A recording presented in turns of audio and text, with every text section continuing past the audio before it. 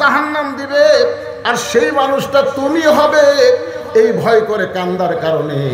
ইন্না আকরামাকুম ইনদাল্লাহি আতকাকুম, আল্লাহ পাক তোমারে সালাম দিয়েছে।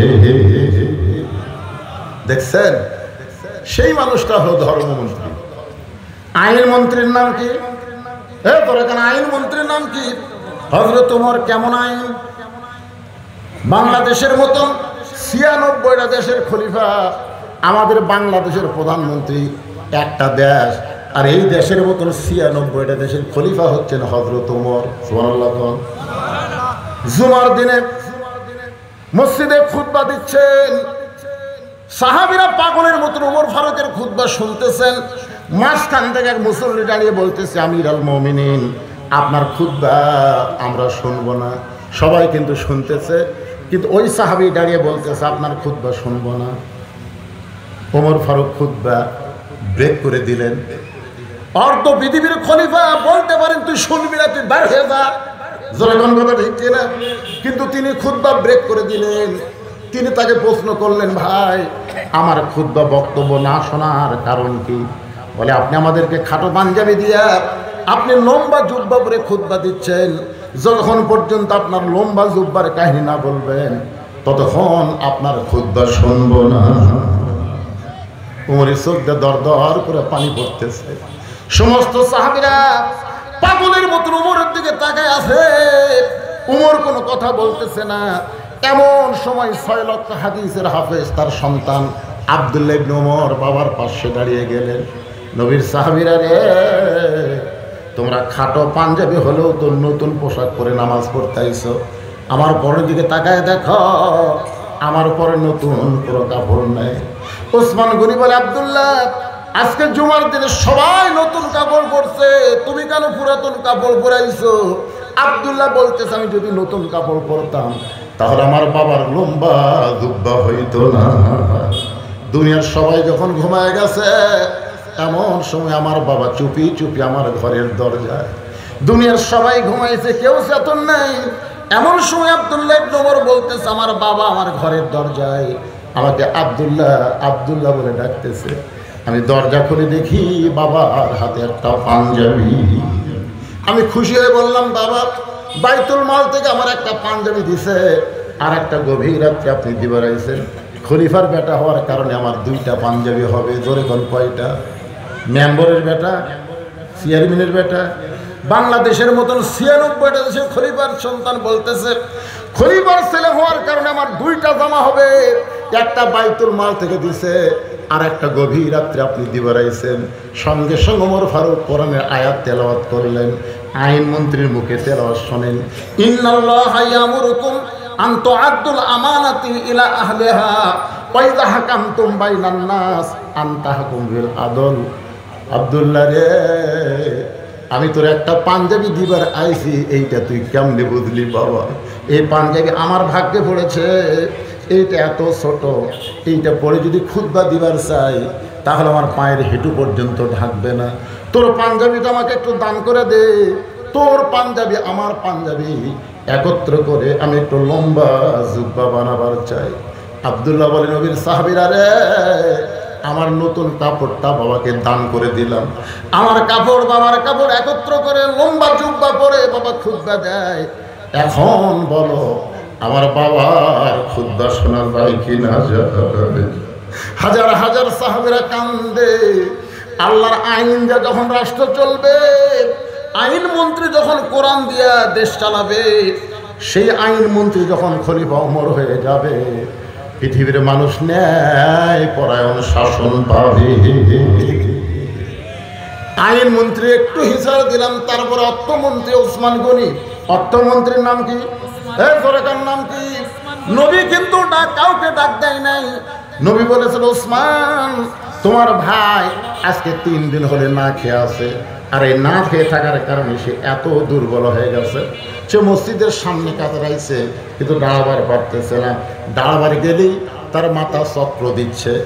এত সম্পদ আল্লাহ তোমাকে দান করেছে, সুবহানাল্লাহ।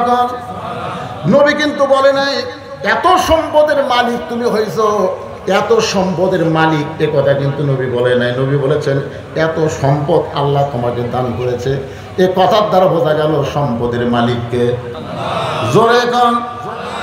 কিন্তু আমরা পকেটে যখন থাকে আমার কোনো টেনশন নেই ভাই রে, আমার কোনো টেনশন নাই। কোনোদিন কি মনে করছেন যে সব কিছুর মালিক আল্লাহ? আল্লাহ আমাকে আমানত স্বরূপ দান করেছে, জোরে কম কথা ঠিক কিনা? পরের জায়গা পরের জমি ঘর বানায় আমি রই, আমি কিন্তু জমির মালিক নই। জমিদারের ইচ্ছা মতন দেই না জমিন চাষ। জমিদার বলেছেন তোর পকেটে টাকা থাকবে, আর আমার ঘরের জন্য বক্তা চাইছে তোর পকেটে 500 টাকার লোট আছে, 100 টাকার লোট আছে, আর তুই সিঁড়া 10 টাকা দিছিস। দেননি চাদরের মধ্যে না দেনিনি। আমার এলাকায় 2 দল আছে, একদল 8 রাকাত, একদল 20 রাকাত। একজনকে ধরে বলতে ভাই তুই কয় রাকাত রে? নামাজই পড়ি না। আপনার বলতে নামাজ পড়ে না, ওর কোনো ফতেও আছে? 8ও তো নাই, 20ও তো নাই। তো যখন আপনাকে মোবাইল গেল চাদর গেল, আমি তখন বললাম মহব্বতের টাকাটা দিয়ে দেবেন, আপনারা দেনই, তাহলে আর কোনো ফতেও আছে? কি বুঝতেছেন? আল্লাহ নবী বললেন ওসমান, আল্লাহ তোমাকে এত সম্পদ দান করেছে, তাহলে সম্পদের মালিক কে? সবাই দেন বা না দেন সত্যি কথাটা বলবেন না। সম্পদের মালিক কে? আরো জোরে ধরছে বলুন, জোর হলো না? আরো জোরে লিল্লাহি তাকবীর। এই বিশ্বাসটা খালি করেন যে সম্পদের মালিক আল্লাহ, আমাদেরকে আমানত স্বরূপ দিয়েছে। শতকরা 2.5 টাকা বেশি থাকলে গরিবদের দেওয়া লাগবে, জোরে জোরে কথা ঠিক কিনা? ওসমান গনিকে রাসূল বললেন আল্লাহ তোমাকে এত সম্পদ দান করেছে, সেখান থেকে তোমার ভাইকে তুমি কিছু দিয়ে দাও। তোমার ভাইরে যদি দিয়ে দাও, তোমার ভাইরে আর না খেয়ে থাকা লাগবে না। ওসমান গনি বলে রাসূলুল্লাহ, আমার ভাই 3 দিন হলে না খেয়ে আছে, এইটা যদি আমি আগে জানতাম তাহলে আমি নিজে না খাইয়া আমার অসহায় গরিব ভাইয়ের কাছে আমি খাবার পৌঁছে দিতাম। সুবহানাল্লাহ বলেন না? আপনার বলুন তো ওসমান গনির কথার সাথে কি আমলের মিল আছে? মিল নাই? কথার সাথে যে আমার ভাই 3 দিন হলে না খেয়ে আছে, এইটা যদি আমি আগে জানতাম তাহলে আমি নিজে না খাইয়া আমার ভাইয়ের বাড়িতে খাবার পৌঁছায় দিতাম। আপনার বলেন তো অর্থমন্ত্রীর কথার সাথে কাজের মিল আছে না নাই? তার জীবনে বলে দেখেন, আমি যখন 11 সালে প্রথম মদিনায় যাই, প্রথম 11 সালে, আমার তো মনের খালি আশা যে রাসূলের রওজা জিয়ারত করব। জিয়ারত করার পরে মুআল্লিম বলতে যে হুজুর আর একটা জায়গা আছে, যে জায়গার মধ্যে 10,000 সাহাবী ঘুম পাড়তেছে। কয় হাজার? কম পক্ষে 10,000 সাহাবী ঘুম পাড়তেছে। সেই জায়গার নাম হলো জান্নাতুল বাকি। জান্নাতুল বাকি দিকে 11 সালে আমি একটা বিপদে পড়ছিলাম। বিপদটা হলো কি, আমি জিয়ারত করতে করতে হালিমাতুস সাদিয়া নবীর দুধমার কবর জিয়ারত করে কেবল একটু উত্তর দিকে যাওয়ার চাইছি, বুঝলেন? আমার সাথে আরও 5-7 জন আছে। ইতিমধ্যেই ওই জান্নাতুল বাকির মধ্যে কিন্তু পুলিশ থাকে, গোরস্থানের মধ্যে পুলিশ। আর আমাদের বাংলাদেশে যতই ধরাধরি হোক, গোরস্থানে পুলিশ যায় না, ধরে কোন কথা ঠিক কিনা? যায়। আমার এলাকার এক ভোটের আগে 7 জানুয়ারিতে ভোট হলো, এই ভোটের আগে লুকা লুকা একটা খেলা হলো। পুলিশ কিন্তু সব বাড়ি যায় না, খালি খুঁজলে এই বাড়ি তারা কোন দল, এত বাড়িতে খুঁজলে লোকটা কখন যে ধরা পড়বি এই ভয়ে ওই কবরস্থানে যায় একটা কবর খুঁড়েছে। কবর খুঁড়ে নিচে খেয়ার দিয়ে তারপর কম্বল পরে ওই তারপর ল্যাব দেওয়াতে ঘুম পাড়ে। মাঝে মধ্যে বউ মোবাইল করে বলে গো খবর কি? নিরাপদ জায়গায় আছে, কোনো টেনশন করিস। সবচাইতে নিরাপদের জায়গা হলো গোরস্থান। যে খবরদার আপনি যেন আসেন না, এ পর্যন্ত 3 বার পুলিশ আইছে। তখন বলে কোনো টেনশন করিস না, এমন জায়গাতে আছে পুলিশের বাপও আসবে না। আসলে যায় না, গোরস্থান পুলিশ যায়, কিন্তু জান্নাতুল বাকি গোরস্থানে পুলিশ ঘোরে। পুলিশ ঘোরার কারণ হলো আমাদের মতন কিন্তু ব্যবসায়ীরা লোক আছে, যেটি সেটি হাত তোলে, যেটি সেটিকে তোলে, হাত তোলে। এই জন্য পুলিশ এসে বলে মান্নু কুল্লু হারাম, এক জায়গায় হাত তুলতে হবে, সেইটা হলো আল্লাহর কাছে। জোরে জোরে কথা ঠিক না? আমরা বাবা তোমার দরবারেতে কেউ ফিরে না খালি হাতে, কি আছে না নাই? আল্লাহর ধন নবীর দিয়া, আল্লাহ আছে গায়েব হইয়া, নবীর ধন খাজা নিয়া শুয়া আছে আজমিরে, কেউ ফিরে না খালি হাতে, খাজারে তোর দরবারেতে। আপনারা বলেন তো তাওহীদ না শিরক? সবাইকে বলা লাগবে তাওহীদ না শিরক? একমাত্র চাইতে হবে কার কাছে? আস্তাইনু বিসসবরি ওয়াসসালাহ। এইটা নিয়ে আপনাদের সামনে আলোচনা করতেছে, একটু মনোযোগ দেন। যেই মাত্র উত্তর দিকে যাবার চাইলাম, কতগুলো পুলিশ দৌড়ে এসে আমাদের সামনে দাঁড়িয়ে বলল মামনু। মামনু মামনু মানে না জায়েজ, কুল্লু হারাম, মানে এখন থেকে যাওয়া প্রত্যেক ধাপে ধাপে হারাম। আপনি কন সৌদি মদিনার পুলিশ ঘুষ খাবি? যদি 10 টাকা বের করে দিই, যাই ভাই, ওইদিকে মন টানতেছে রে। না, আমরা চলে আসলাম। আসার পরে জোহরের নামাজ পড়ে মসজিদ নববীতে আমি একটু ঘুরতেছি, হঠাৎ এক সময় একটা জমজমে হাউজের কাছে আমি বসে বললাম, যখনই তৃষ্ণা লাগে জমজমের পানি খাই আর খুরমা খেজুর খাই। এমন সময় দেখি একজন ব্যক্তি, এখানে বুড়া থোড়া ভাঙ্গা চূড়া মানুষ, মসজিদ নববীর মধ্যে ঢুকলো। আমরা যেখানে জুতা রাখি ওই তাকের মধ্যে এরকম পাগড়ি ঢুকাই দিয়ে সে পাগড়ি ধুলে নেয়, এই চেয়ারের মধ্যে বসে। আমি বললাম পাগল নাকি? হাদিস সাহেবরা যেখানে জুতা রাখে সেই জুতার জায়গা মুছে নিজের চেহারায় মালিশ করে। মুরব্বী যখন আমার কাছে আসলো, আমি মনে করলাম মদিনার কোনো মুরব্বী হবে। আমি বললাম এজলেসিয়া শায়েক, আল্লাহর বৃদ্ধ বান্দা, আপনি একটু বসেন। আমার দিকে মুচকি মুচকি হাসিতে বলে, আপনি যতই আরবি বলেন আপনি বাংলাদেশি। আমি চমকে বললাম কেমনে বুঝলেন? বলে আপনার চেহারা দেখে। বলে আমি আপনার চেহারা দেখে মনে করলাম আপনি মাদানি। বলে আমি মদিনায় 80 বছর 50 বছর হলে আছি, আমার বয়স হলো 80 বছর, আমি 50 বছর হলো মদিনায় আছি। এই থাকতে থাকতে আমার চেহারা মদিনার মতন হয়ে গেছে। আমি তখন বললাম মুরব্বী, তাহলে আপনি 50 বছর মদিনায় আছেন, আপনি কি বাংলাদেশে যাবেন না? বলে বাংলাদেশে যাব না বলেই তো নিয়ত করে মদিনার মেয়রের কাছে একটা দরখাস্ত লিখেছি। আমি মদিনার মেয়রের কাছে দরখাস্ত লিখেছি, আমি মারা গেলে আমার কবরটা যেন জান্নাতুল বাকির মধ্যে হয়। যেই গোরস্থানে 10,000 সাহাবী ঘুম পাড়তেছে, তাদের মাঝখানে আমার কবর যেন হয়। মদিনার মেয়র আমার দরখাস্ত গ্রহণ করেছে।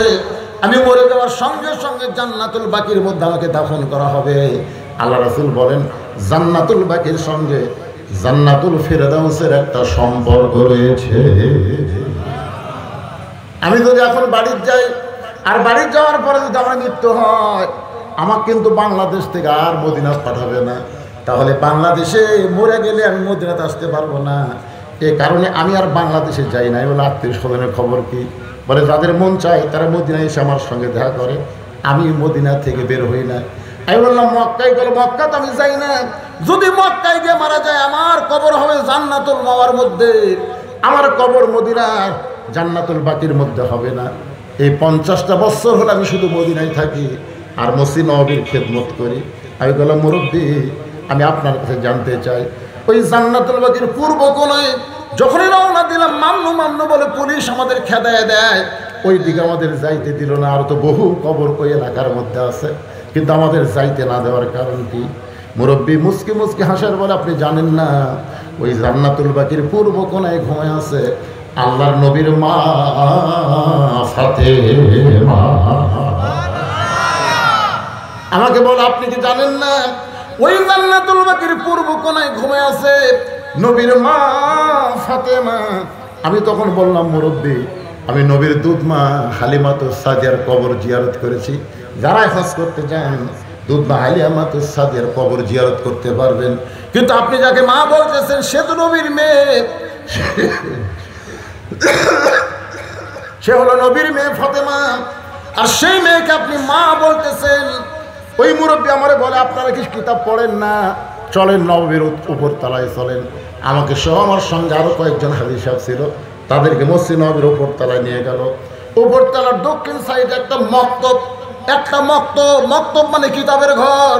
ওই কিতাবের ঘর থেকে একটা কিতাব বের করে, ওই কিতাবটা একটা হাফিজ সাহেবকে, যার বাড়ি হলো কুমিল্লার চাঁদপুরে, কিন্তু এখন মদিনা ভার্সিটিতে লেখাপড়া করে। হজের সময় ওই সমস্ত ছাত্ররা মদিনার ভার্সিটির ছাত্র হাজীদেরকে খেদমত করে।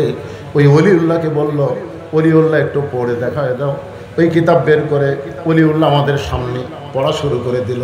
আল্লাহ রাসূল তায়েফের ময়দান থেকে যখন মক্কায় আসলেন, মক্কা আসার পরে নবীর তখন 4টা মেয়ে ছিল। 4টা মেয়ের মধ্যে রোকেয়া, কুলসুম আর জয়নাব ঘরের মধ্যে ঢুকে আল্লাহ নবীকে বলতেছে, বাবা তায়েফবাসীরা এত পাথর মারলো, এই কষ্ট আপনি কেমনে সহ্য করবেন বাবা? এই কষ্ট আপনি কেমনে সহ্য করবেন? 3টা মেয়ের মতন কথা বলে যখন ঘর থেকে বের হয়ে যায়, এমন সময় নবীর মেয়ে ফাতেমা ঘরের মধ্যে ঢুকে দরজা বন্ধ করে দেয়।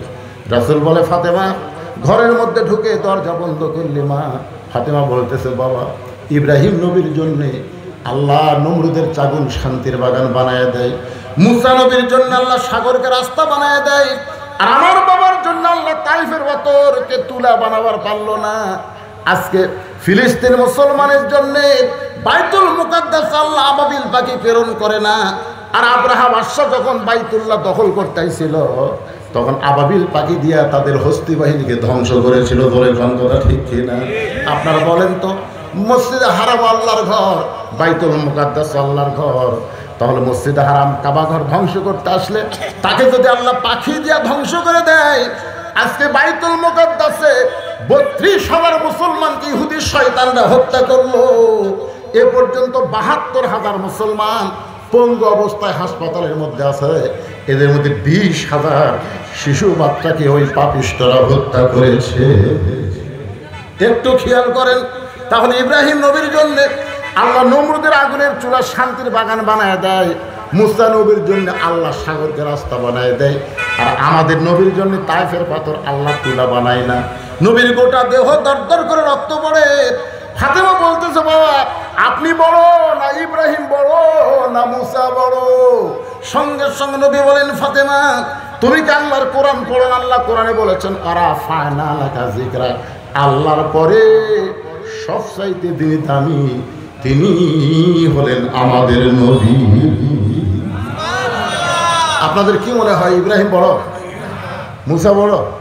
তাহলে ইব্রাহিমের জন্য নমরুদের আগুন শান্তির বাগান হয়, মুসা নবীর জন্য আল্লাহ সাগর রাস্তা বানায় দেয়, আর আমার নবীকে তায়েফবাসীরা পাথর মারে, ওই পাথর গায়ে লেগে রক্ত ঝরঝর করে পড়ে। কারণ কি?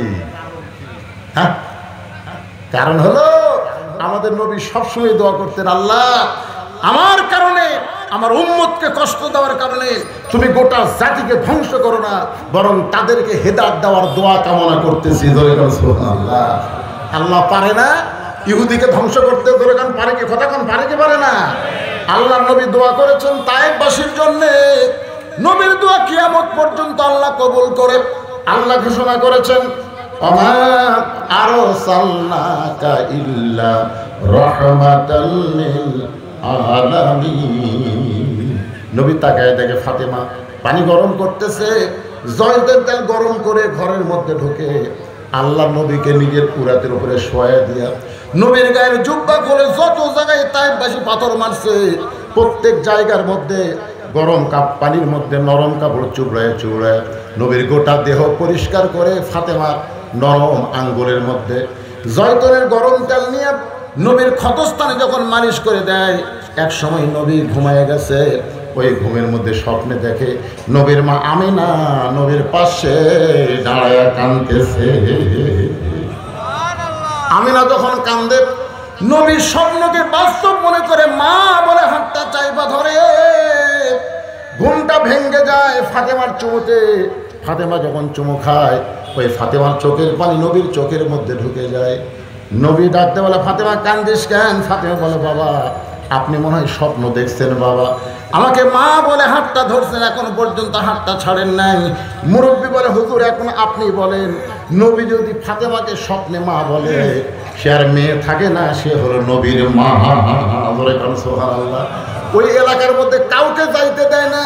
আমি 50 বছর হলে মদিনায় আছি, আমি দেখেছি কোন পুরুষ মানুষকে ওই জান্নাতুল বাকির পূর্ব কোণার দিকে যাইতে দেয় না। কারণ নবীর মেয়ে ফাতেমা হলো পর্দানিশী। আল্লাহ তার পর্দাকে এমন কবুল করেছে, দুনিয়া থেকে বিদায় নেওয়ার পরে কিয়ামত পর্যন্ত তার পর্দা বহাল রয়েছে। আমি যেটা আপনাদের বুঝাইতে চাই, ওই জান্নাতুল বাকিতে ঢুকতেই যে কবরটা পড়ে, এখানে হাজী সাহেব আছে, সবাই দেখতে পায় জান্নাতুল বাকি ঢুকতেই সামনে যে কবর পড়ে, ওই কবরটাই হলো ওসমান গনির কবর। আপনার বলেন তো ওসমান গনিকে কিভাবে হত্যা করা হলো আপনার জানেন? কথা কন না, জানা লাগবে ভাইরে। চারজন খলিফার মধ্যে শুধু শুধু একজন, শুধু কয়জন? একজন স্বাভাবিকভাবে দুনিয়া থেকে বিদায় নিয়েছে, তার নাম হলো আবু বকর। তার নাম কি? ওমর ফারুককে কিন্তু নামাজ পড়া অবস্থায় পিছন দিক থেকে মারছে। ওমর ফারুক এক সময় দেখলো যে তার নামাজ শেষ করার মতন শারীরিক শক্তি নাই, তখন তার পিছনে যে সাহাবী ছিল তাকে কাঁধে দাঁড় করায় দিয়ে তিনি ওখানে কাঁধে পড়ে গেলেন। নামাজ শেষ করার পরে দেখলেন তার দেহ থেকে সব রক্ত ঝরে যাচ্ছে। তাকে কে মারছে ওটাও জানার পরেও তিনি নাম বলেন নাই, কারণ তিনি হত্যা হওয়ার আগেই যদি জনগণ তাকে হত্যা করে, এই কারণে ওমর ফারুক তার নাম বলেন নাই। আপনার বলেন তো ওসমান গনিকে কি করা হয়েছে? কথা কয় না, হত্যা করা হয়েছে। আলী হত্যা করা হয়েছে। এখন বলেন একজন স্বাভাবিক চলে গেলেন আবু বকর, আর তিনজন খলিফাকে কারা হত্যা করলো? কে হত্যা করছে? কাফেরেরা। আজকে কোরআনের মাহফিল বন্ধ করে কারা? হিন্দুরা, খ্রিস্টানেরা না মুসলমানেরা? কথা কন না কেন?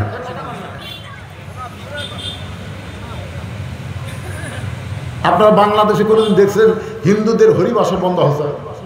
কথা কন না কেন? হরিবাসর বন্ধ হচ্ছে? খ্রিস্টানদের কোনো অনুষ্ঠান বন্ধ হচ্ছে? ইহুদির কোনো অনুষ্ঠান বন্ধ হয়েছে? কিন্তু আমাদের বক্তারা কোরআনের মাহফিল করে, একদল করবার চায় আর একদল বাধা দেয়।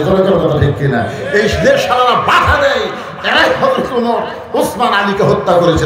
কথা এরাই, এরা কিন্তু মুসলমান না। আল্লাহ কোরআনে বলেছেন ওয়ামিনান নাসি মান ইয়াকুলু আমান্না বিল্লাহি ওয়া বিল ইয়াউমিল আখিরি ওয়া মা হুম বিমুমিনিন। আল্লাহু আকবার। আপনারা কি বিরক্ত হচ্ছেন? আমার কথাকে বুঝতে পারতেছেন? বর্তমান বিশ্বের প্রেক্ষাপটে একটু গুরুত্বপূর্ণ আলোচনা মনোযোগ দিয়ে শুনবেন। সব কথা আসবে আস্তাইনু বিস-সাবরি ওয়াস-সালাহ ইন্নাল্লাহা মা'আস-সাবিরিন। এখন যে কবরটা সবার সামনে পড়ে সেই কবরটা ওসমান গনির কবর। নবীর চারজন খলিফার মধ্যে, চারজন গুরুত্বপূর্ণ সাহাবীর মধ্যে দুইটা আছে নবীর সাথে, দুইজন আছে নবীর সাথে। নবীর পাশে কয়জন? তার নাম কি? আবু বকর আর উমর। আবু বকর কথা কয় না। আবু বকর আর উমর রবি দাফন হওয়ার পরে রওজার মধ্যে আবু বকর আয়েশাকে বলেছিল, মা তোমার ঘরের মধ্যে আল্লাহর নবী, আমি একটু নবীর সঙ্গে থাকতে চাই। আয়েশা বলে, বাবা আপনি হিজরতে নবীর সঙ্গে ছিলেন, গারে সুরের মধ্যে নবীর সঙ্গে ছিলেন, আপনি চলে যাওয়ার পর নবীর সঙ্গে থাকবেন, আমার কোনো আপত্তি নেই। কারণ মেয়ের ঘরের মধ্যে বাবা আর স্বামী ঘুম পাড়তেছে। সুবহানাল্লাহ। উমর ফারুক যখন আহত হলেন মসজিদের মধ্যে, তখন আব্দুল্লাহ ইবনে ওমরকে বললেন, আব্দুল্লাহ রে, আমি তো যে কোনো মুহূর্তে দুনিয়া থেকে বিদায় নিব, মা বাবা একটু মা আয়েশার কাছে বল, আমি একটু নবীর পাশে থাকতে চাই। আব্দুল্লাহ এসে মা আয়েশাকে বললেন, মা আল্লাহ নবীর পাশে আপনার বাবা ঘুমায় আছে, আমার বাবা একটু ঘুমাবার চাই। আয়েশা বললেন, না, আমার বাবার পাশে আমি থাকতে চাই। স্বামী বাবার কাছে থাকতে কোনো অসুবিধা? জোরে কোনো অসুবিধা? কিন্তু ওই জায়গায় যদি ওমরকে রাখা হয় তাহলে আমি আয়েশার থাকতে পারবো না। আমি থাকবো কোন জায়গায়? আমি সারা জীবন নিয়ত করেছি আমার স্বামীর পাশে থাকবো, কিন্তু আমার বাবার অনুরোধকে আমি ফেলতে পারি নাই। এখন বাবা স্বামী তার পাশে আমি থাকতে ইসলামের কোনো নিষেধ নাই। দেখেন দুনিয়া থেকে বিদায় নেওয়ার পরেও তারা খেয়াল করে। আব্দুল্লাহ বলতেছে, আমার বাবার বোনের বড় সাথ, নবীর পাশে একটু থাকতে চাই। আয়েশা বলতেছে, আমি অনুমতি দিবার পারলাম না। ওমর ফারুক কাছে আব্দুল্লাহকে বললেন, বাবা মা আয়েশার কাছে যখন আপনার থাকার কথা বললাম, মা আয়েশা অনুমতি দিল না। ওমর ফারুক বলতে, তাহলে আমি মরে যাওয়ার পর পৃথিবীর যেখানে পারিস আমাকে কবর দে, আমার কোনো আপত্তি নাই।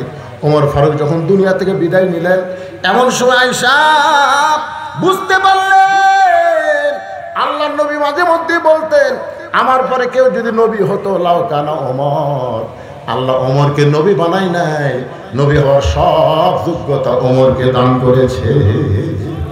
আয়েশা খুবই কাঁদলেন। ওমর ফারুকের দেহের পাশে, লাশের পাশে গিয়ে কাঁদলেন। যে মানুষটা ইসলামের জন্য এত ত্যাগ স্বীকার করেছে, যেই মানুষটা ইসলামকে অর্ধ পৃথিবী পর্যন্ত বিস্তৃত করেছে, সেই মানুষটা আমার বাবার কাছে থাকবে, আমার স্বামীর কাছে থাকবে, আমি আপত্তি করি না, দরকার আমি থাকবো বাহিরে, আমি ওমরকে থাকতে জায়গা দিবার চাই। দরকার সুবহানাল্লাহ। ডান পাশে আবু বকর, বাম পাশে ওমর, মাঝখানে আল্লাহর নবী। একটু খেয়াল করবেন, আল্লাহর বান্দার একজন ওসমান গনি জান্নাতুল বাকিতে, আর একজন হযরত আলী কিন্তু মদিনায় নাই, তার কবরটা হলো ইরাকে। আমার কথা কি বুঝতে পারলেন? আগে ছিল দামেশ, বর্তমান ইরাক হয়ে গেছে। এখন ওসমান গনির কবরের পাশে আমি দাঁড়ালাম, হাজী সাহেবও দাঁড়াইছে। যারা দাঁড়াইছে তারাই বুঝতে পারে, দাঁড়ানো মাত্র তারা দেহ থরথর করে কম্পন শুরু হয়ে যায়। ওসমান গনির কবরে ছোট্ট একটা পাথরে খোদাই করে লেখা আছে ওসমান গনি। এই গনি মানে হলো ধনী। আল্লাহ কোরআন কারিমে বলেছেন, আল্লাহ গানিয়ুন ওয়া আনতুমুল ফুকারা, আমি আল্লাহ হচ্ছি ধনী, বাদ বাকি সবাই ফকির। রাসূল বলেছেন, ইল্লা উসমানু গানিয়ুন, দুনিয়াতে একজন ধনী আছে, তার নাম হলো ওসমান। সমস্ত সাহাবীরা বলে, ইয়া রাসূলুল্লাহ, ওসমান কেমনে ধনী হলো? রাসূল বলেন, তাহলে শোনো। একদিন আমি নবী বসে আছি, এমন সময় একজন সাহাবী এসে আমাকে বলে, ইয়া রাসূলুল্লাহ, আজকে কয়েকদিন ধরে খাই নাই, যদি পারেন আল্লাহর রাস্তায় আমাকে একটু সহযোগিতা করেন। সঙ্গে সঙ্গে নবী এইভাবে জুব্বা তুলে দেখালেন। সাহাবী তাকায় দেখে নবী ক্ষুধার জ্বালায় পেটে পাথর বাঁধে বসে আছে। সাহাবী যখন যাবার চাই, আল্লাহ রাসূল বললেন, আম্মা সাইলা ফালা তানহার, রে সাহাবী, তুমি আমার কাছে সাইল করলা, তুমি কোথায় যাবা? বলে, হুজুর, আমি ক্ষুধার্ত হয়েছি, কিন্তু আপনার মতন এত ক্ষুধা নাই। আপনি ক্ষুধার জ্বালায় পেটে পাথর বানিয়েছেন হুজুর, আমি অন্য কোথায় যাবার চাই। রাসূল ডাক দিয়ে বলে, সাহাবী রে, অন্য কোথাও যাওয়ার দরকার নাই, তুমি যদি কিছু পাওয়ার চাও তাহলে আমার ওসমানের কাছে যাও। সুবহানাল্লাহ, না কেন? কার কাছে যাও? নবীর কথা মতো গরীব সাহাবী ওসমান গনির কাছে গেলেন। সন্ধ্যার সময় গিয়া দেখে ওসমান গনির ঘরে আলো জ্বলছে। সে আলোটা একটু বেশি হয়েছে বিধায় ওসমান গনি সলতা টাইনা আলো কমায়। গরিব মনে মনে কয়, আমার বাড়িতে আলো জ্বলে এর চাইতে বেশি, আমি গদিন সলতা টাইনা আলো কমাই না, এত কৃপণ, সে আমারে কি দান করবে? নবীর কাছে গিয়ে বলে, রাসূলুল্লাহ, আপনি দিবার পারেন না তো কি আছে? এমন একটা কৃপণের কাছে আমারে কেন পাঠালেন? আল্লাহ রাসূল বলে, তুমি কি তোমার অহমের কথা কইছো? বলে, বলার চান্স পাই নাই। নবী বলেন, আবার যাও। পরদিন সকালবেলায় আবার ওসমান গনি দরবারে গিয়ে দেখে ওসমান গনি সারা ঘুম পাড়ার কারণে মাথার নিচে যে বালুস ছিল, ওই বালুস ফাটা তুলা ঘরের মাথায় পড়ে গেছে। বাজান ওসমান গনি ওই তুলা খুঁটায় বালিশের খোলের মধ্যে ঢুকায়। গরিব মনে মনে কয়, এর চাইতে বেশি তুলা যদি আমার ঘরে পড়তো, আমি সামটা দিয়ে ঝাড় দিয়ে তুলা ধরা দিতাম। কিন্তু এই বেটা এমন কৃপণ, সামান্য তুলা বালিশের খোলের মধ্যে ঢুকাই। নবীর কাছে গিয়ে বলে, রাসূলুল্লাহ, আপনি দিবার পারবেন, ঠিক আছে, এমন কৃপণের কাছে আমার কেন পাঠাইছেন?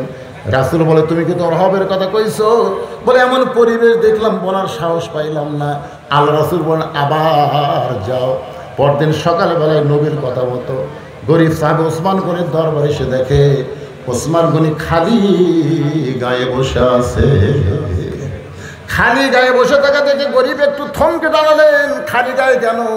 হঠাৎ দেখতে পায় তার কোলের মধ্যে থেকে একটা জুব্বা টেনে বের করে, কয়েক জায়গায় জুব্বা ছেড়ে গেছে, ওই জুব্বাটা সেলাই করবে, কিন্তু শুয়ের মধ্যে সুতা ঢোকাবার পারতেছে না। ওসমান গনি শুয়ের মধ্যে সুতা ঢোকাবার চায়, কিন্তু এই দিক দিয়ে পার হয়ে যায়, সেদের মধ্যে সুতা ঢোকে না। ওসমান গনি এই কষ্ট থেকে গরিব বলতে, ওসমান ভাই, আপনার শুয়ের মধ্যে একটু সুতা ঢুকাই দিলে কেমন হয়? ওসমান সালাম দিয়ে বলে, ভাইজান, তাহলে তোমার বড় উপকার হয়। গরিব শুয়ে হাতে নিয়ে যেই মাত্র সুতা ঢুকাইছে, ওসমান গনি খপ করে ধরে বলতেছে, ভাই, আল্লাহ তোমাকে ধনী বানায়া দিছে। সুবহানাল্লাহ। গরিবকে ঠাট্টা করেন নিয়ে, তো দেখো তোমার চোখ আমার চাইতে ধনী, কত কষ্ট করতেছি, শুয়ের মধ্যে সুতা ঢোকার পারতেছি না, আর সুইটা হাতে নিয়েই তুমি ঢুকাই দিলে। আল্লাহ চোখের দিক দিয়ে তো আমার চাইতে তোমাকে ধনী করেছে। আমরা কিন্তু কেউ গরিব না, আমি টাকার দিক দিয়ে আমার বেশি, কিন্তু খাওয়ার দিক দিয়ে আমি দুর্বল। আমার সামনে যখন গরু দেয়, দই দেয়, মিষ্টি দেয়, আমি কিন্তু বলি, ভাই চলবে না। আর আমার ড্রাইভার যখন হাত দিত কামড় মারে, কর্মর শব্দ উঠছে। আমি বললাম রে আমার টাকা আছে খাওয়া নাই, আর তোর টাকা না থাকলে খাওয়া আছে, ধরে কোন কথা ঠিক না। একজনের বাড়ি আছে দেখবেন, একজনের 3 তলা বাড়ি আছে ঘুম নাই, আর একজনের বাড়ি নেই কিন্তু ঘুম আছে না নাই? ধরে কোন দেখবেন এই ভুটভুটির মধ্যেও ঘুম পাড়তেছে, লাখ টাকা থেকে ভুটভুটির উপর ঘুম পাড়তেছে, আর ওই 3 তলা বাড়িতে এসি দেওয়ার ঘুম হয় না, ঘুমের ট্যাবলেট খায় তার উপরে ঘুম ধরে না। ধরে কোন কথা ঠিক? তাহলে কে ধনী কে গরিব? ওসমান গরিবের ভাইজান, এই যে শুয়ের মধ্যে সুতা ঢুকাই দিলাম, এর বিনিময়ে তুমি কি চাও? গরিব বলতেছে কিছুই চাই না, খেলে হাতটা ছাড়া দেন, আমি যাবার চাই। বলে এত উপকার করলে তুমি যাবার চাইলে যাবার দেবো না, বিনিময়ে কি চাও? গরিব বলে ভাইজান কিছুই চাই না, হাতটা ছাড়া দেন, কারণ যে কৃপণের কৃপণ একে দিবে। কিছুই যখন চায় না তখন ওসমান বললেন ম্যানেজার দৌড়ে এসে বলে হুজুর আমারে ডাকলেন। বলে তোমরা কি করো? এই ভাইটা আমার শুয়ের মধ্যে সুতা ঢুকাই দিছে, এর বিনিময় একে 100টা উট দিয়া দাও। যেই বলছে 100 উট দিয়া দাও, গরিব বলে হুজুর আপনি পাগল নাকি? সামান্য শুয়ের মধ্যে সুতা ঢুকাইলাম, এর বিনিময়ে আপনি 100 উট দিবেন। ওসমান করে বলে ম্যানেজার আমার ভাইকে 200 উট দিয়া দাও। গরিব বলে হুজুর আপনি কি বলেন?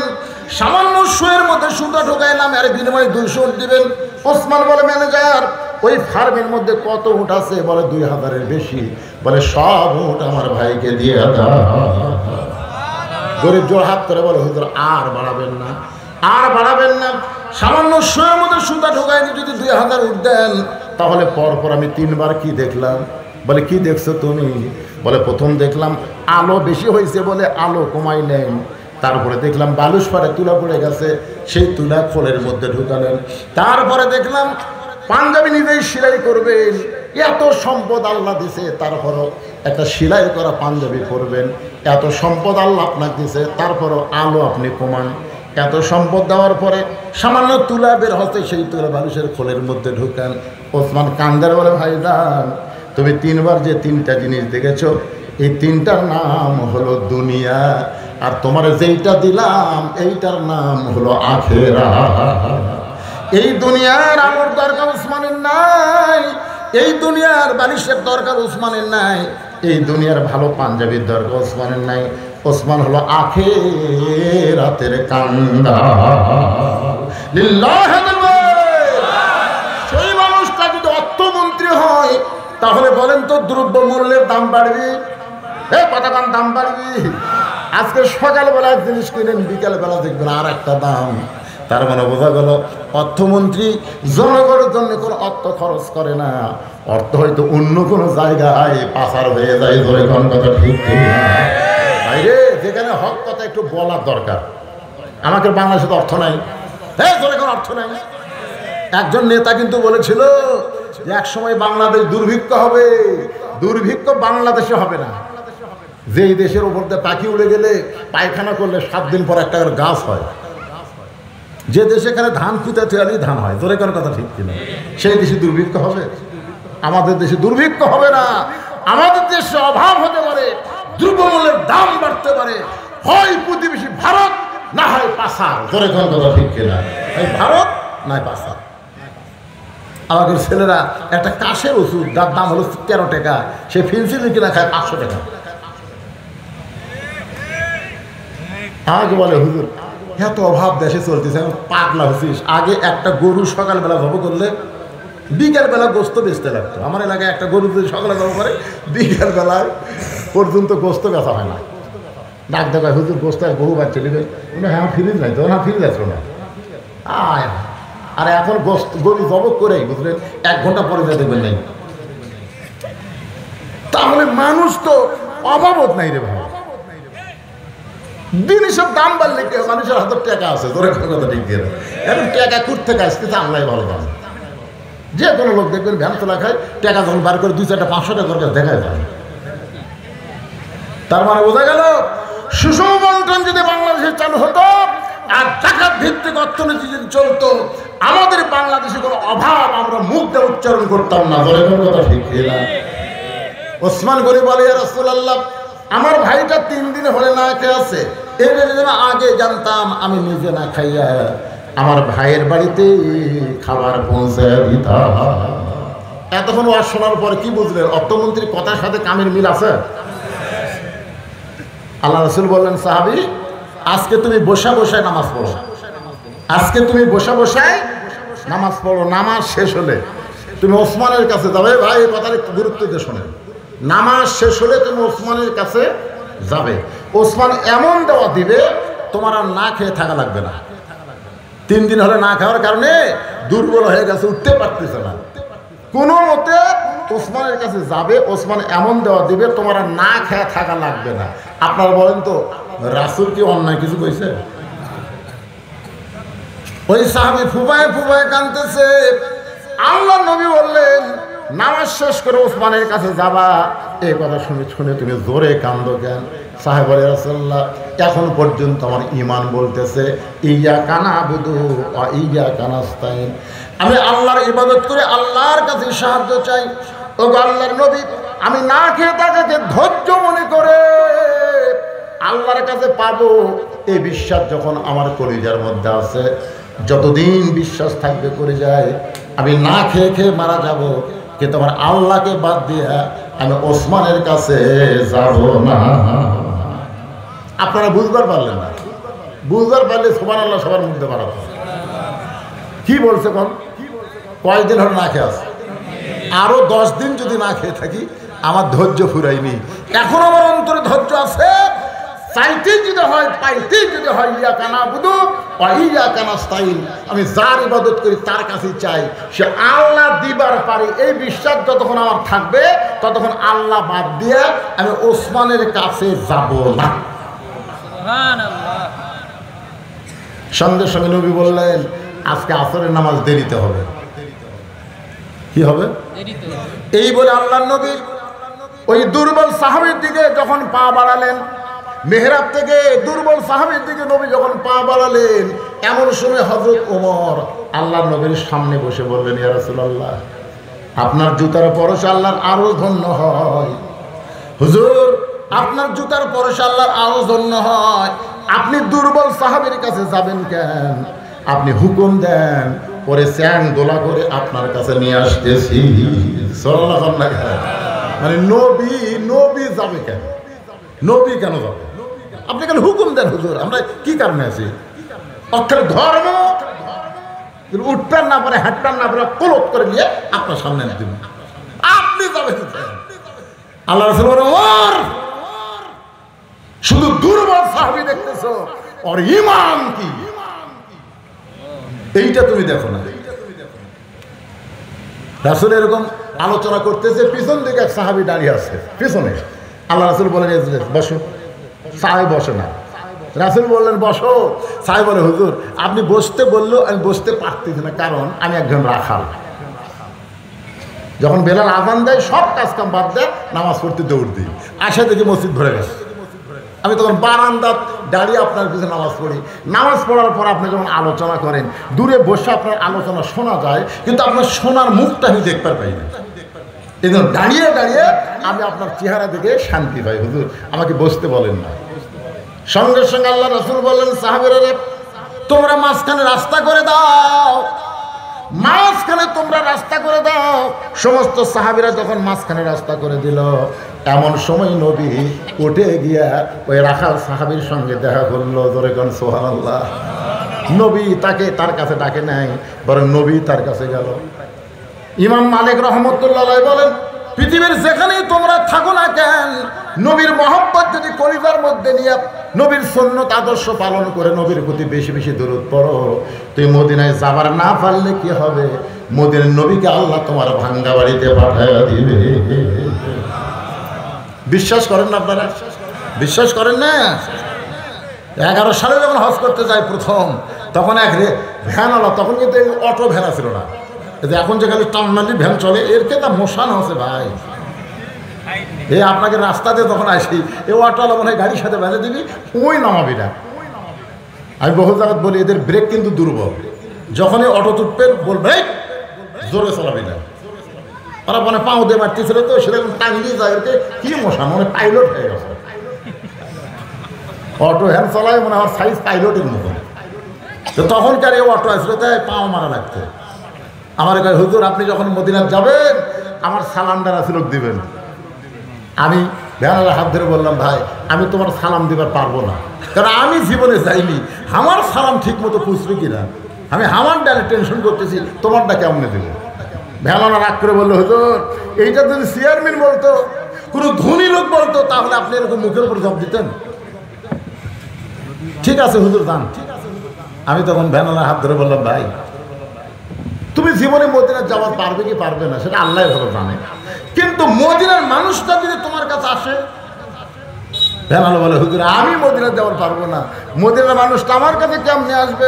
আমি বললাম, ভাইজান 5 ওয়াক্ত নামাজ জামাতে আদায় করবা, 5 ওয়াক্ত নামাজ জামাতে আদায় করো, আর এশার নামাজ পড়ার পরে তুমি যখন বিছনায় যাবা, পেশাব পায়খানা করো, যা করো, করার পরে তুমি ওযু করবা। পবিত্র অবস্থায় এখানে ঘুমালে হবে না, ওযু করা লাগবে। ওযু করার পরে আমি একটা দরুদ শিখাই দিলাম, জাযাকাল্লাহু আন্না মুহাম্মদ, জাযাকাল্লাহু আন্না মুহাম্মদ 41 বার তুমি পড়বা। আর একটা দরুদ পড়বা, আল্লাহুম্মা সাল্লি আলা মুহাম্মাদিন ওয়াসিলাতি ইলাইকা। এই দরুদটা পড়ে আয়াতুল কুরসি পড়ে তোমার বুকে ফোঁক দিয়ে তুমি ঘুমাইবা। আমার বিশ্বাস অল্প দিনের মধ্যে নবীর সঙ্গে তোমার দেখা হবে। বিশ্বাস করেন, আমি তো ওরে নবী দেখার পদ্ধতি বলে দিলাম, আমি কিন্তু নবীরে দেখতে পাইনি, আমি নবীরে দেখতে পাইনি, কিন্তু ওরে বলে দিলাম। ও আমার কথাটা এমন বিশ্বাস করলো, আমল করতেছে। আমি তো হজ করবার গেলাম, হজ করে যখন বাড়িতে আসলাম, বাড়িতে আসার পরে আমার 5 মিনিট বাজার একটা অফিস ছিল, অফিসের মধ্যে গিয়ে বসেছি, দেখি ওই লোকটা 1 কেজি মিষ্টি নিয়ে আমার সামনে হাজির।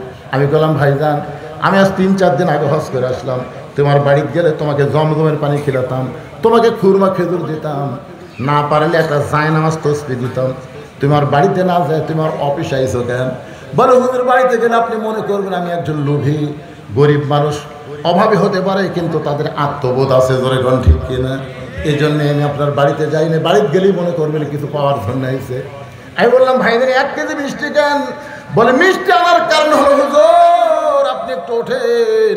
আমি যেই মাত্র উঠলাম, আমাকে বুকের মধ্যে নিয়ে বলে, হুজুর গো, এ পর্যন্ত আপনি হজে যাওয়ার পর এ পর্যন্ত 3 বার আমি নবীর সঙ্গে দেখা হয়েছে। আমি লোকটাকে বুকের মধ্যে নিয়ে বললাম, ভাই রে, আমার টাকা থাকার কারণে আমি মদিনায় গেছি, নবীর রওজায় সালাম দিছি, আমার সালাম নবী উত্তর দিল কেন আমি শুনতে পাই নাই। আর নবীর মহব্বতের আমল করার, দরুদের আমল করার কারণে নবীর সঙ্গে 3 বার তোমার দেখা হয়েছে। নবী যদি রাখালের কাছে যাইতে পারে, ইমাম মালিক বলেন নবীর সুন্নত আদর্শ আমল করো, নবীর দাড়িটা তোমার চেহারার মধ্যে রেখে দাও। যুবকেরা শোনো, নবীর সুন্নতের মধ্যে যত সুন্নত আছে, সবচেয়ে দামি সুন্নত হলো দাড়ি রাখা। জোরে কর, কি রাখা? কথা কম না। একজন মেয়ে আমাকে বলতে, হুজুর আমার স্বামী তো খুবই সুন্দর, আমি যখন বাইরে যাই রাস্তার মেয়েরা খালি আমার স্বামীর দিকে টক লাগে তাকা থাকে, হুজুর আমার স্বামীর দিকে অন্য মেয়েরা দেখবে, আমার ভালো লাগে না। তো এমন করে দোয়া আছে যেটা আমল করলে মেয়েরা আমার স্বামীর দিকে তাকাবে না। আমি তখন বললাম, মা তোমার স্বামীকে চাচা বানা। যে চাচার কথা কইছি বুঝতে পারে, হুজুর আপনি একটা আলেম মানুষে স্বামীর চাচার কথা বল। আরে পাগলি, তোমাকে চাচা কবার করছি, তোমাকে চাচা বানাবার করছি। আমি নিয়ম শিখে দিলাম, ওই নিয়মে স্বামীকে পাও ধরে হোক, হাত ধরে হোক, দাড়ি রাখাইছে। এখন দাড়ি 4 আঙ্গুল লম্বা হয়ে গেছে। ও এখন স্বামী নিয়ে যখন রাস্তায় যায়, একটা মেয়ে মানুষ ওর স্বামীর দিকে তাকায় না। 2-1 বলে, চাচা কেমন আছে? তখন মেয়ে কয়, আলহামদুলিল্লাহ। মেয়েরা যদি আমার স্বামী চাচা কয়, তাহলে আর শয়তান ওয়াসওয়াসা দিতে পারবি না। কথা কম না। আমার মায়েরা যারা পর্দার অন্তর আছেন, যদি পরনারী থেকে আপনার স্বামীকে বাঁচাবার চান, তাহলে স্বামীকে চাচা বানান। কি বানান? অনেক ছেলে দেখায়, হুজুর আমি তো দাড়ি রাখতে চাই, কিন্তু আমার বউ কে রে বউ পর্দার মধ্যে থাকে, খিলখিল করে হাসতেছে। হুজুর তোর জন্য কথা বলছে। আমি মা বোনদের বলবো, আমার সর্বনাশ করেন না। নবীর সুন্নত দাড়ি যখন মুখে থাকবে, ওই লোকটা কোনো মেয়ের দিকে তাকাবারও পারবে না। যখনই তাকাবার যাবে, তখন তার ইমান বলবে, তোর মুখে দাঁড়িয়ে আছে, তুই নিজের বউরে দেখ, পরের বউরে দেখিস না। ধরে কথা ঠিক কিনা? নবীর সুন্নত টুপি মাথায় দিবেন। অনেকে হয়তো বলবেন, হুজুর আমার না হয় টুপি নাই, দাড়ি নাই, তাই বলে কি আমি নবীকে ভালোবাসি না? এটা মিথ্যা কথা। যার মুখে দাড়ি নাই, মাথার টুপি নাই, নবীরে ভালোবাসে, এটা সম্পূর্ণ ভুয়া। এটা কিন্তু মিথ্যা কথা। আপনারা বলেন যে লোকটার মুকুটদাড়ি নাই, মাথার টুপি নাই, ওই নবীকে ভালোবাসে, এটা বিশ্বাস করা যাবে? এক বোতলের মধ্যে মধু আছে, উপরে সাদা কাগজে লাল কালি দেয়া লেবেল দিতে 20, ভিতরে কি বাইরে লেখা আছে কি 20। এখন বলেন তো বাইরের 20 দেখার পরে কেউ মধু মনে করে মুখ ধরবে? ওরে বাবা 20 রে, ওরে বাবা 20 রে। তার মানে কি বাহিরেও যা ভিতরেও তাই, বাহিরেও যা। তোমার লেভেল যদি 20 হয় আর তুমি বলবো আমার মধ্যে মধু আছে, এটা সম্পূর্ণ ভুয়া। আপনার বলেন তো যত দোকান আছে, দোকানে সাইনবোর্ড অনুযায়ী ভিতরে মাল আছে না নাই? কথা কান্না করে, কথা কান্না করে। সাইনবোর্ড দেখে তো আমরা এটা ওষুধের দোকান, এটা তেলের দোকান, এটা কসমেটিকের দোকান। তো আজকে আপনার সাইনবোর্ড কি করে? সাইনবোর্ড হলো টুপি আর দাড়ি, সাইনবোর্ডই ঠিক নেই। মন খারাপ করছেন? করে লাভ নেই। নবীর সুন্নাত আমল করবেন। একটু মনোযোগ দাও, ওয়াজের শেষের দিকে চলে এসে ভাইজান, একটু মনোযোগ দিয়ে শুনবেন। আস্তাইনু বিসসবরি ওয়াসসালাহ ইন্নাল্লাহা মা'আস সাবিরিন। আল্লাহর কাছে যদি আমরা পাওয়ার চাই তাহলে কয়টা জিনিস লাগবে? এই দুইটা করে কোন কয়টা? একটা হলো ধৈর্য আর একটা হলো নামাজ। আজকে আপনাদের অনেকের ধৈর্য, আমি দেখলাম যখন উঠছি তখন 11:15, এখন বাজতে 12:30। তার মানে বোঝা গেল 1.25 ঘন্টা ধরে আপনার ধৈর্য নিয়ে কথাবার্তা শুনতেছেন। সুবহানাল্লাহ। তখন আল্লাহ রাসূল বললেন, ওমর তুমি শুধু দুর্বল সাহাবী বলতেছো, একটাবার নজর করে দেখো, একটাবার নজর করে দেখো আমি কি জন্য নবী মেহরাব থেকে দুর্বল সাহাবীর কাছে যাই। এটা যদি দেখবার চাও তাহলে নজর করো। জোরে কান কি করো? এই জোরে কান কি করো?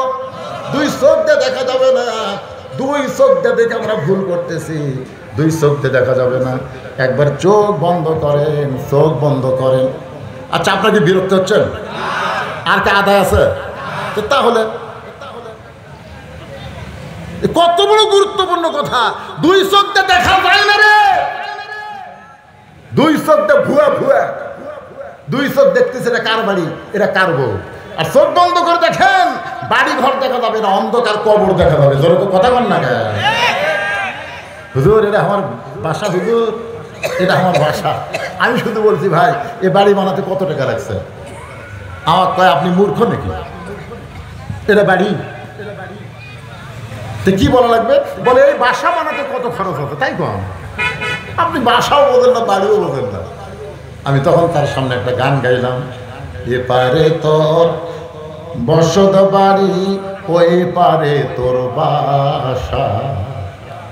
যত কোটি টাকা দেয় তুমি বাসা তৈরি করো, এটা তোমার হলো বসত বাড়ি। ধরে কোন কি বাড়ি? এপারে তোর বসত বাড়ি, ওই পারে তোর বাসা। ভব দরিয়ায় পাড়ি দিতে কেমনে করলি আশা। এপারে তোর বসত বাড়ি, ওই পারে তোর বাসা। মুসলমানের দুনিয়ার বাড়িটা হলো বসত বাড়ি, আর জান্নাত হলো তার বাসা। আপনারা বলেন তো, যে লোকটা নওগাঁ শহরে বাসা বানাচ্ছে, বোঝানোর জন্য বলতেছি, ওই লোকটার একটা বাড়ি আবার এই কি রামরাইপুর একটা বাড়ি আছে। মাঝে মধ্যে রামরাইপুর আসে, মাঝে মধ্যে আসে। তো গ্রামের লোকজন বলছে ভাই আসছেন যখন আজকে আবার দেবো না। তখন না না ভাই আমার বাসার জ্বালাই ভাই, বাসার জ্বালাই ভাই। আরে মিয়া তোর বসত বাড়ি নেই? এই মিয়া বাড়ি মাঝে মধ্যে আসা যায়, থাকা যায় না। থাকবার গেলে বাসার যাওয়া লাগে। তোর কথা কর না কেন? নওগাঁ শহরে যারা বাসা বানাচ্ছে তারা এই গ্রামের বাড়িতে এসে থাকবার চায়। তা আমাদের দুনিয়ার বাড়ি হলো বসত বাড়ি রে, আর আমাদের আসল বাড়ি হলো জান্নাত। অথচ আমরা দুনিয়াতে এসে আর খাবার চাই না, মনে করতেছে আইসি আর জানো না রে, সারা খুবই বোকা।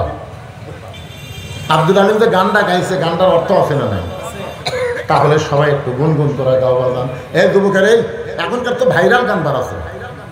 একটা মানুষ হইয়া তুমি কয়জনকে বিলাও মন। হেরে যুবকেরা শোনি, ওকে তোমার ভালোবাসা অন্তরটা কয়লার মতন। এরকম ভাইরাল গান না, এই গানটা হলো সারঞ্জিত গান। সব সময় গানটা চলবে। যদি বুঝতে পারেন তাহলে গানের সাথে সাথে আপনার চোখের মধ্যে পানি চলে আসবে। সবাই গুনগুন করে বলো, এপারে তোর বসত বাড়ি, ওই পারে তোর বাসা। ভবদরিয়ায় পাড়ি দিতে, ভবদরিয়ায় পাড়ি দিতে কেমনে করলি আশা। এপারে তোর বসত বাড়ি, ওই পারে তোর বাসা। লাভ করিতে আইসারি ভবে, হইলারে বেদিশা। রতন কাঞ্চন বদল দিয়া কিলনি তামাশিসা। আল্লাহ বলেছেন, আল্লাহ রাসূল বলেছেন, আর দুনিয়া মাযরাতুল আখিরা, দুনিয়া হচ্ছে আখিরাতের আবাদযোগ্য একটা জায়গা। আখিরাতের কোন আবাদ না করে তুমি দুনিয়ার বাড়ি ঘর নিয়ে ব্যস্ত থাকলে লাভ করিতে আইসারে ভবে, হইলারে বেদিশা। রতন কাঞ্চন সোনার যৌবন বদল দিয়া, সোনার যৌবন বদল দিয়া কিল্লা তামাশিসা। মরণ কালে কানবে তুমি, কিছুই যাবে না। ধরে কোন ঠিক কিনা ভাইজান? একটু মনোযোগ দেন। রাসূল বলে, ওমর দুই চোখ দিয়ে শুধু দুর্বল সাহাবী দেখতেছো, আমি নবীর যাবার চাইলে তুমি আমাকে যাইতে বাধা দাও। একবার নজর করে দেখো, নজর করে দেখো। আল্লাহ রাসূল বলেছেন, ইত্তাকু ফিরাসাতাল মুমিনিনা ফাইন্নাহু ইয়ানজুরু বিনুরিল্লাহ। মুমিনদের নজরকে, দৃষ্টিকে তোমরা ভয় করো, কারণ তোমরা তোমাদের মতন দেখে না, তারা যা দেখে আল্লাহর নূর দিয়ে দেখে। সঙ্গে সঙ্গে ওমর ফারুক দুটা চক্ষু বন্ধ করে দুর্বল সাহাবীর দিকে যেই মাত্র তাকাইছে, এইরকম ওমর ফারুক কাঁপতে কাঁপতে, একটা শক্তিশালী সিংহ কাঁপতে কাঁপতে ঠাস করে মসজিদের মাজার মধ্যে পড়ে যায়। সমস্ত সাহাবীরা বলে, রাসূলুল্লাহ এটা কি হলো, কি হলো? রাসূল বলে, তোমরা ধৈর্য ধরো, নিজে থেকেই ওমর এক সময় হুঁশ ফিরে পাবে। ওমর যখন ফিরে পায়, ওমর দৌড়ে গিয়া ওই দুর্বল সাহাবীকে বুকের মধ্যে চাইপা নেয়। সুবহানাল্লাহ। সমস্ত সাহাবী বলে, ওমর ভাই চোখ বন্ধ করে তুমি কি দেখলা? ওমর কান্দে বলে, সাহাবীরা রে, 3 দিন হলে না খেয়ে থাকার পরও আল্লাহর নামাজ এসে তার ঈমান কেমন বাইরে গেছে আমি দেখতেছি। যদি আসমানের সূর্যটা আল্লাহ টান দিয়া ওই দুর্বল সাহাবীর ঈমানটা যদি আসমানে লটকায় দেয়, এই সূর্যের চাইতেও বেশি পাওয়ার হবে। আর এই পাওয়ারটা কেবলমাত্র নামাজের মাধ্যমেই বান্দা অর্জন করতে পারে। নামাজ এমন একটা ইবাদত, যে ইবাদত ওয়াসজুদ ওয়াক্তারিব, একমাত্র সেজদা আপনাকে আল্লাহর নৈকট্য হাসিল করতে পারে। যেরকম ঠিক কিনা? আল্লাহ পাক আমাদের সবাইকে তৌফিক দান করুক। সকলকে আল্লাহুম্মা আমিন। যে কয়জন মানুষ বসে আছি ভাই, এই যে ইস্তেখারা নামাজ পড়ে মোনাজাত, আমরাও এখানে মোনাজাত করব। আসমানের বালা, জমিনের বালা থেকে আল্লাহ যেন আমাদের আবাদগুলোকে হেফাজত করে। দোয়া করার দরকার আছে না? এই কথা কেন আছেন না? জমি তো প্রতিদিন বিকালে ঘুরতেছেন আর মশান মারতেছেন, এবার ফলন ভালো হবে রে।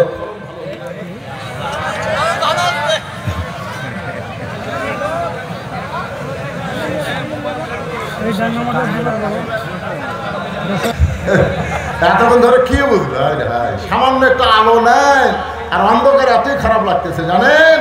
সবচাইতে বড় অন্ধকার হলো কোরআনের আলো বাংলাদেশে থাকার পরও মানুষের তৈরি আইন দিয়ে যখন সমাজ চলে, ওই সমাজটা সবচাইতে বেশি অন্ধকারে আছে। ধরে কথা ঠিক ছিল, যেন একটা স্লোগান আছে, আল কোরআনের আলো, আল কোরআনের আলো, একজন কথা সংসদে যাও। আমি বলবো হিকমতের মার দেওয়া লাগবে, ঘরের মধ্যেও না, সংসদেও না। আমরা বলবো আল কোরআনের আলো, সব জায়গায় যাবো, সব জায়গায় আল্লাহর কোরআন দরকার আছে না নাই? এই যে একটু আলো গেছে, আয় আয় চল যাই। কোথায় যাচ্ছেন ভাইজান? আমি বললাম একটা মোনাজাত করবো, হাজার হাজার মানুষ আমরা একটা আল্লাহর কাছে ফরিয়াদ করবো। এই মসজিদের উন্নয়ন করবে মাহফিল। আমি একটা কথা আপনাদের বলি, মসজিদের উন্নয়ন করতে গেলে নিজের গ্রামের লোক বেশিরভাগ দান করা লাগবে। ধরে ঠিক কিনা? প্রত্যেক গ্রামে একটা করে মসজিদ আছে না নাই? আপনাদের মসজিদ তো মাশাআল্লাহ সেই রকম হয়ে গেছে। তারপরে উন্নয়নে যাটুকু আদায় হয়ে গেছে আলহামদুলিল্লাহ। আর গ্রামের লোক আপনারাই দিবেন, বাইরের লোকের কাছ থেকে যেটা পাচ্ছেন আলহামদুলিল্লাহ। সবাই ইস্তেগফার করুন। আস্তাগফিরুল্লাহাল্লাযী লা ইলাহা ইল্লা হুয়াল হাইয়ুল কাইয়্যুম ওয়া আতুবু ইলাইহি। ছোট একটা বাচ্চার ক্যান্সার হচ্ছে, দোয়া চাই। আরে ছোট একটা বাচ্চা ক্যান্সার হচ্ছে। আমি গতকাল যেখানে মাহফিল করলাম ওখানে সভাপতি সাহেবের একটা নাতি 5 বছর বয়সের সন্তানের ব্লাড ক্যান্সার। আমাকে বলছে হতো আগামীকাল মাহফিলকে একটু দোয়া করবেন। এখানে একটা ছোট্ট বাচ্চা, তারা অসুস্থ, 500 টাকা দোয়া চাইছে। সদকা তো তারুদ্দুল বালা, আল্লাহ এই দান সদকার কারণে বাচ্চাকে পুরোপুরি সুস্থতা দান করুন, জোরে বলেন আমিন। যারা এরকম দান করবেন মনে করেন না যে মাইকে আপনার নাম ঘোষণা করলে আপনি সওয়াব পাবেন, তা না। প্রকাশ্যে দানের চাইতে গোপনে দান করা সওয়াব কম না বেশি? আপনারা বলেন বাংলাদেশের যত বড় বড় কাজ হয়েছে এই কাজগুলো কি প্রকাশ্যে দানে হচ্ছে না গোপন দানে হচ্ছে? যত বড় কাজ দেখবেন এই মসজিদে যতটুকু উন্নত হয়েছে আপনি খোঁজ করে দেখেন গোপনেই বেশি দান হয়েছে। প্রকাশ্যে দেওয়ার চাইতে গোপনে দান বড় বড় দেয়, ইনশাল্লাহ আপনারা দিবেন, অসুবিধা নেই। আল্লাহুম্মা আমিন। আল্লাহুম্মা আনতাস সালাম ওয়া মিনকাস সালাম তাবারাকতা ইয়া যাল জালালি ওয়াল ইকরাম। আয় আল্লাহ তাআলা, কঠিন গরমের ভিতরে তাপদাহ চলতেছে, তারপরেও তোমার বান্দা বান্দীরা আরামের বাড়ি ঘুমকে বাদ দিয়া কোরআন হাদিসের মহব্বত কলিজার মধ্যে নিয়ে এই জান্নাতের বাগানে বসে বসে আলোচনা শোনার শেষে আমি গুনাহগারের সঙ্গে রহমতের দরজায় ফকির হয়ে দোকানা হাত তুলেছে। মেহেরবানি করে আজকের মাহফিল আমাদের সকলের হিদায়াতের জন্য, নাজাতের জন্য, জান্নাতের জন্য কবুল করো। এই মাহফিলের শুরু থেকে শেষ পর্যন্ত যত আলোচনা হয়েছে আল্লাহ, এর মধ্যে যদি ত্রুটি হয়, ভুল হয়, মাফ করে দিও। এর হাদিয়া মঞ্জুর করো। সোনার মদিনায় নবী পাকের রওজা মোবারক আল্লাহ কবুল করে না। তামাম আম্বিয়ায়ে কেরাম, আসহাবে কেরাম, তাবিঈন কেরাম, তাবিঈন কেরাম, তামাম পৃথিবীর মাটির নিচে যত মুমিন মুমিনা শুয়ে আছে আল্লাহ সকলে আরওয়াহ আর হাদিয়া কবুল করেন। আল্লাহ আমরা যারা হাত তুলেছি, আমাদের জনম দুঃখিনী মা যাদের কবরে চলে গেছে, বাবা যাদের কবরে চলে গেছে, সবাই বলেন রব্বির হামহুমা কামা রব্বায়ানি সগীরা। বাপ মা যাদের কবরে গেছে আল্লাহ বাবার কবরকে জান্নাতের টুকরা বানায় দেন। রামরাইপুর মসজিদকে কিয়ামত পর্যন্ত কবুল করেন। এই মসজিদে নগদে বাজিতে প্রকাশ্যে গোপনে যারা দান করেছে আল্লাহ সকলের দানগুলোকে জান্নাতের বিনিময় হিসেবে কবুল করেন। মসজিদ কমিটির সম্মানিত সভাপতি, সহসভাপতি, সেক্রেটারি, কিশোর, মসজিদের সদস্য, ইমাম, মুয়াজ্জিন, খতিব, মুসল্লি সকলকে আল্লাহ কবুল করে নেন। আজকের মাহফিলের সম্মানিত সভাপতি, সহসভাপতি, প্রধান অতিথি, বিশেষ অতিথি, প্রধান মেহমান সহ আল্লাহ আজকের মাহফিলে যারা আমরা হাত তুলে আমিন আমিন করতেছি সকলকে আল্লাহ তুমি কবুল করো। পর্দার অন্তরালের মা বোনেরা আবিদা সালিহা পর্দানিজি কবুল করে। মা ফাতেমার চরিত্র দান করো। ছোট্ট একটা বাচ্চা অসুস্থ, আমরাও যারা অসুস্থ হাত তুলেছি আল্লাহ, আল্লাহ সবাইকে সুস্থতার নিয়ামত দান করে দাও। আল্লাহ আসমানের বেলা আসমানে নাও, জমিনের বেলা জমিনে ডাবায় দাও। আল্লাহ আবাদগুলো মাঠে ময়দানে রহমত বরকত দিয়ে হেফাজত করো। আল্লাহ রহমতের বৃষ্টি দান করো, রহমতের বৃষ্টি দান করো। আল্লাহ উত্তপ্ত বাংলাদেশকে তুমি ঠান্ডা করে দাও। আল্লাহ রহমতের বাড়ি ধারা বর্ষণ করে দাও। আল্লাহ কে কোন নিয়ত করে হাত তুলেছে আল্লাহ সকলের নেক নিয়তের কাছে তুমি কবুল করো। যারা দান করেছে সকলের দানগুলোকে জান্নাতের বিনিময়ে কবুল করো। আল্লাহ আমাদের সবাইকে 5 ওয়াক্ত নামাজি হওয়ার জন্য তৌফিক দাও। আল্লাহ যে যুবকেরা কষ্ট করে মেহনত করে এত সুন্দর আয়োজন করেছে রামরাইপুরের প্রত্যেকটা যুবককে 5 ওয়াক্ত নামাজ মসজিদে জামাতের সঙ্গে আদায় করার তৌফিক দিয়ে দাও আল্লাহ। সুবহান রাব্বিকা রাব্বিল ইজ্জাতি আম্মা ইয়াসিফুন ওয়া সালামুন আলাল মুরসালিন।